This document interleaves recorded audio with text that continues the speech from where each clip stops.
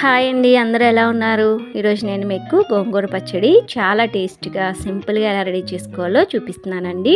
ఒక 5 కట్టలు గోంగూర తీసుకొని నీట్గా కడిగి పక్కన పెట్టుకున్నాను. స్టవ్ వెలిగించుకొని కళాయి పెట్టుకొని అందులో కొంచెం ఆయిల్, కొంచెం మెంతులు, కొంచెం ధనియాలు, కొంచెం జీలకర్ర వేసుకొని ఇలా ఈ విధంగా కలుపుకొని ఫ్రై చేసుకోవాలి. ఇప్పుడు ఇందులో ఒక 7-8 పచ్చిమిరపకాయలు, ఒక 10 ఎండుమిరపకాయలు వేసుకొని ఇదంతా కలుపుకొని ఫ్రై చేసుకోవాలి.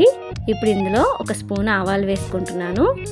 వేసుకొని మరొకసారి ఇదంతా బాగా కలుపుకొని ఇలా ఈ విధంగా ఫ్రై చేసుకోవాలి. ఇవన్నీ ఫ్రై అయిపోయాయి కదా, ఒక ప్లేట్లోకి తీసుకొని పక్కన పెట్టుకోవాలి. ఇప్పుడు స్టవ్ వెలిగించుకొని కళాయి పెట్టుకొని అందులో కొంచెం ఆయిల్ వేసుకొని ఇప్పుడు ఇందులో నీట్గా కడిగిన గోంగూర మొత్తం వేసుకొని ఇదంతా ఒకసారి బాగా కలుపుకోవాలి. ఇలా ఈ విధంగా కలుపుకొని గోంగూరని ఉడికించుకోవాలి. చూసారు కదా, గోంగూర ఉడికి ఇలా దగ్గర పడిపోయింది. ఇదంతా ఒకసారి బాగా కలుపుకొని ఇప్పుడు ఒక ప్లేట్లోకి తీసుకోవాలి. ఒక మిక్సీ గిన్నె తీసుకొని అందులో ఇంతకు ముందే మనం ఫ్రై చేసుకున్నాం కదా ఎండుమిరపకాయలు అవన్నీ వేసుకొని ఒక 5-6 వెల్లుల్లి రెబ్బలు వేసుకొని ఇలా ఈ విధంగా పేస్ట్ చేసుకొని ఇప్పుడు అందులో చల్లారిన గోంగూర కూడా వేసుకొని ఇప్పుడు ఇందులో పచ్చడిలోకి సరిపడా సాల్ట్ వేసుకొని ఇలా ఈ విధంగా మిక్సీ పట్టుకొని పక్కన పెట్టుకొని స్టవ్ వెలిగించుకొని ప్యాన్ పెట్టుకొని అందులో కొంచెం ఆయిల్ వేసుకోవాలి.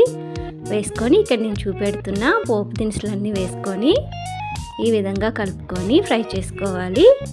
ఇప్పుడు ఇందులో ఒక 4 ఎండుమిరపకాయలు కట్ చేసుకొని వేసుకొని కొంచెం కరివేపాకు, కొంచెం ఇంగువ, వెల్లుల్లిపాయలు అవన్నీ వేసుకొని ఇలా ఈ విధంగా పోపు మొత్తం ఫ్రై చేసుకోవాలి. ఫ్రై అయిపోయింది కదా, ఇప్పుడు ఈ పోపుని పచ్చడిలో వేసుకోవటమే. అంతేనండి, రెడీ అయిపోయింది.